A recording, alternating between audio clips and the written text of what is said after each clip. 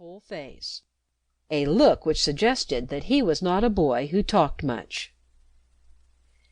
This look was specially noticeable this morning, as he stood before the iron railings.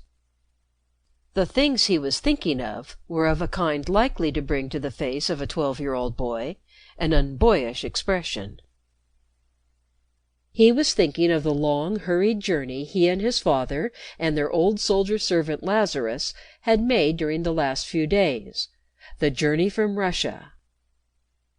Cramped in a close third-class railway carriage, they had dashed across the continent as if something important or terrible were driving them. And here they were, settled in London as if they were going to live forever at No. 7 Philibert Place. He knew, however, that though they might stay a year, it was just as probable that, in the middle of some night, his father or Lazarus might waken him from his sleep and say, "Get up! Dress yourself quickly. We must go at once." A few days later he might be in St. Petersburg, Berlin, Vienna, or Budapest, huddled away in some poor little house as shabby and comfortless as No. 7 Philibert Place. He passed his hand over his forehead as he thought of it, and watched the buses.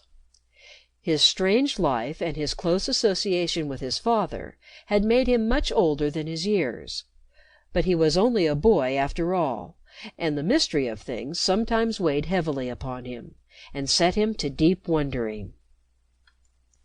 In not one of the many countries he knew had he ever met a boy whose life was in the least like his own.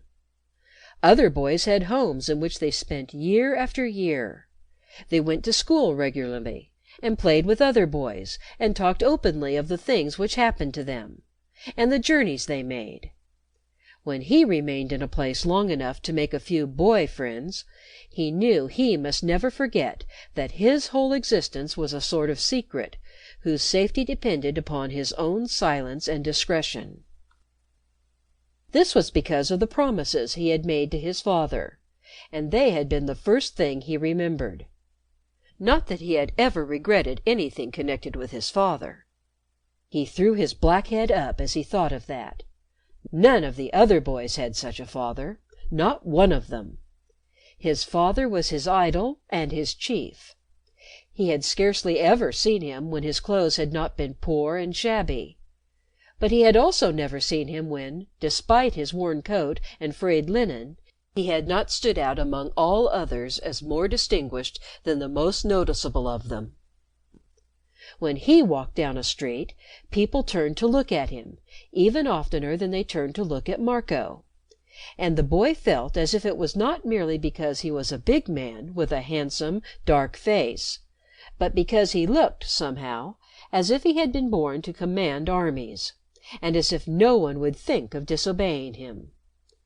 Yet Marco had never seen him command any one, and they had always been poor and shabbily dressed, and often enough ill-fed.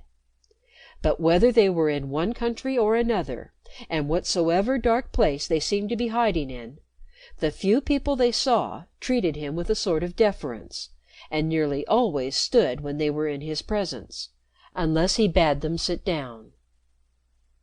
"It is because they know he is a patriot, and patriots are respected," the boy had told himself. He himself wished to be a patriot, though he had never seen his own country of Samavia. He knew it well, however. His father had talked to him about it ever since that day when he had made the promises.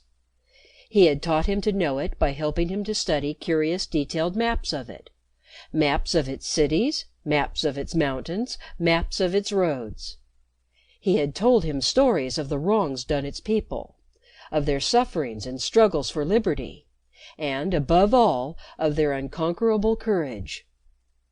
When they talked together of its history, Marco's boy blood burned and leaped in his veins, and he always knew, by the look in his father's eyes, that his blood burned also.